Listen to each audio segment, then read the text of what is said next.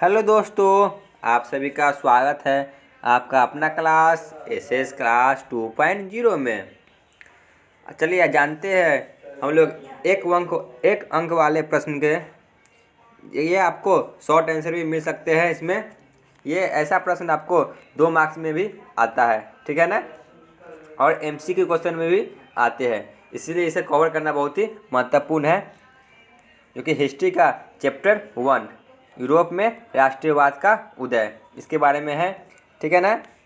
चलिए बिना time waste किए हुए अपना क्लास को शुरू करते हैं। तो सबसे पहला प्रश्न है, फ्रेडरिक सोरियू कौन था? बताइए, फ्रेडरिक सोरियू कौन था? तो यह फ्रांसीसी चित्रकार था, ठीक है ना, याद रखना है आपको कौन था। तो फ्रांसीसी चित्रकार था। चलते क्वेश्चन नंबर 2 पे। अर्नस्ट लेनन कौन था? बताइए, अर्नस्ट लेनन कौन था? तो यह फ्रांसीसी दार्शनिक था, ठीक है ना, फ्रांसीसी क्या था? दार्शनिक था।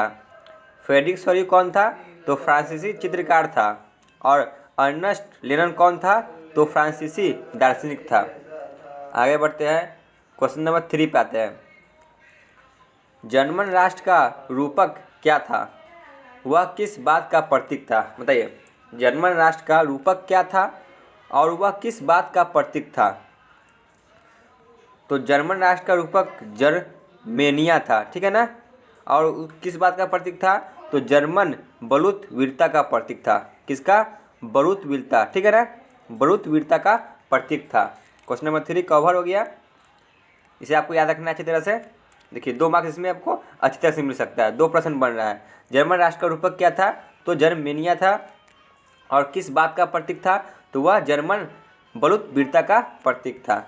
आगे बढ़ते हैं, क्वेश्चन नंबर 4।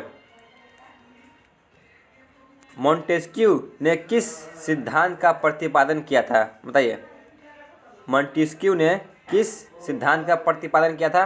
मोस्ट वीवीआई है, एकदम वायरल है। बताइए, एग्जाम में ये आएंगे, ये आपको याद रखना है। तो शक्ति पृथक्करण का सिद्धांत दिया था, ठीक है ना, शक्ति पृथक्करण का सिद्धांत दिया था। आगे बढ़ते हैं, क्वेश्चन नंबर 5 पे आते हैं, ठीक है ना। क्वेश्चन नंबर 5 पे आते हैं। कौन सी विश्वविख्यात घटना को राष्ट्रवाद की पहली स्पष्ट अभिव्यक्ति माना गया है? कौन सी विश्वविख्यात घटना को राष्ट्रवाद का पहली अभिव्यक्ति माना जाता है? तो फ्रांसीसी क्रांति, ठीक है ना, जो कि 1789 में हुआ था। फ्रांसीसी क्रांति को विश्वविख्यात घटना के रूप में जाना जाता है। आगे बढ़ते हैं, क्वेश्चन नंबर 6। जोरवेलोइन क्या था? वह किस प्रकार वह जर्मनी के आर्थिक एकीकरण का प्रतीक क्या था? बताइए, इसमें 3 क्वेश्चन आपको बन रहे हैं, के बारे में बताना है।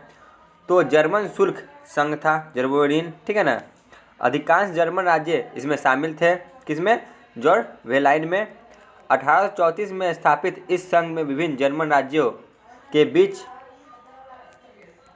बीच में शुल्क अवरोधों को समाप्त किया गया। वह मुद्रा की संख्या 30 से 2 कर दी गई, ठीक है ना, 30 मुद्रा थी उसे 2 कर दी गई। इस प्रकार यह आर्थिक एकीकरण का प्रतीक बना, ठीक है ना, यह आर्थिक एकीकरण का प्रतीक बना।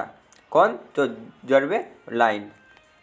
आगे बढ़ते हैं, क्वेश्चन नंबर 7। मैगजीनी द्वारा स्थापित 2 भूमिगत संगठनों का नाम बताएं। मैगजीनी द्वारा 2 भूमिगत संगठन कौन कौन थे? तो यंग इटली था, ठीक है ना, और यंग यूरोप। 1831 में यंग इटली का स्थापना किया और 1834 में यंग यूरोप का स्थापना किया था। किसने? तो मैगजीनी ने, गियुसेप मैगजीनी। आगे बढ़ते हैं, क्वेश्चन नंबर 8 पे आते हैं।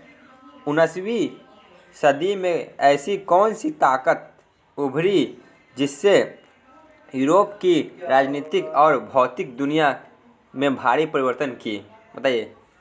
तो इसका सही जवाब होगा राष्ट्र राज्यों का उदय हुआ। 19वीं सदी में राष्ट्र राज्यों का उदय हुआ था, जिससे यूरोप की राजनीतिक और भौतिक दुनिया में भारी परिवर्तन किए। क्वेश्चन नंबर 9 पे आते हैं। बाल्कन क्षेत्र के निवासी को क्या कहा जाता था? बताइए, जो बाल्कन में रहते थे उन्हें क्या कहा जाता था? तो उन्हें स्लाव कहा जाता था, ठीक है ना, क्या? स्लाव कहा जाता था। आगे चलते हैं। क्वेश्चन नंबर 10, वियना कांग्रेस किस वर्ष आयोजित किया गया? Most VVI। वियना कांग्रेस कब आयोजित किया गया?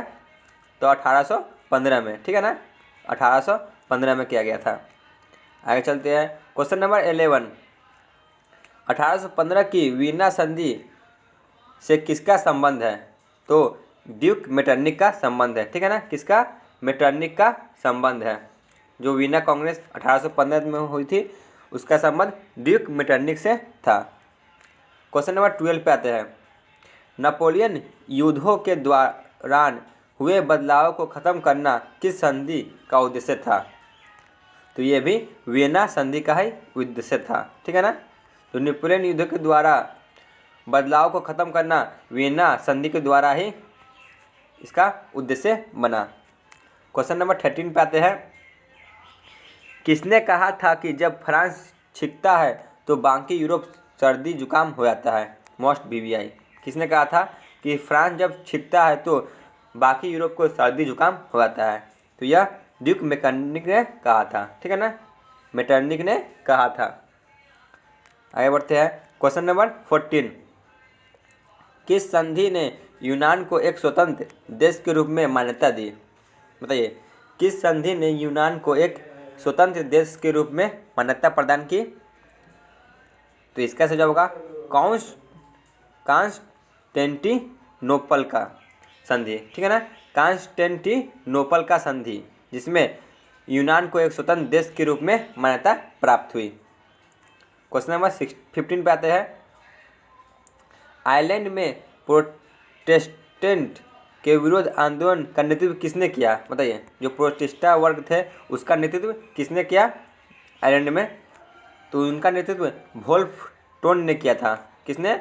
वोल्फ टोन ने किया था। चलते हैं आज के अंतिम प्रश्न पे।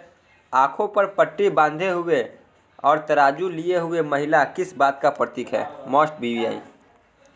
आँखों पर जो पट्टी बांधे रहते हैं और तराजू लिए थे महिला, वह किस बात का प्रतीक है? तो वह न्याय का प्रतीक है, ठीक है ना, न्याय का प्रतीक है। आप लोग इसे कवर कर लीजिए, आपको यहाँ से 4 से 5 मार्क्स जरूर आएंगे, निश्चित तौर पे ही बोर्ड एग्जाम में मिलेंगे। धन्यवाद।